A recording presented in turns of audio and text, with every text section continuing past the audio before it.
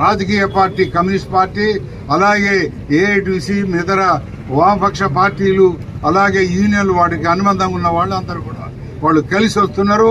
ఇది చాలా సంతోషం. అదే ఐఎన్టీసీ వాళ్ళు కలిసి రావటం లేదు. బిఎంఎస్ వాళ్ళు రారు, మనకి తెలుసు, ఎందుకంటే వాళ్ళ ప్రభుత్వానికి వ్యతిరేకమని రారు. మరి ఐఎన్టీసీకి ఏమైంది? ఒకరోజు మీరు ఇక్కడ హెడ్ ఆఫీస్ దగ్గర ధర్నా చేసి సరిపోద్దా?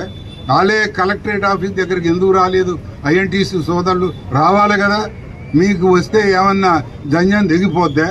దేనికి మీరు దూరంగా ఉంటున్నారు కార్మిక వర్గానికి? కాబట్టి కలిసి రావాలని మేము ఇప్పుడు కూడా విజ్ఞప్తి చేస్తున్నాం. కాబట్టి ఈ యొక్క కార్యక్రమం ఏదైతే మహోత్తరంగా ఇది పెద్ద ఎత్తున సాగుతుంది. దీన్ని చివరికంటూ సక్సెస్ చేసేదాకా దీన్నంతా కూడా మనం మనం ఫ్రస్ట్రేట్ కాకుండా, డిస్కంటెంట్మెంట్ లేకుండా మనం తప్పనిసరిగా దీన్ని ముందుకు లీడ్ చేయాలని మిమ్మల్ని కోరుతూ ఈ అవకాశం ఇచ్చిన మీ అందరికి కూడా ధన్యవాదాలు.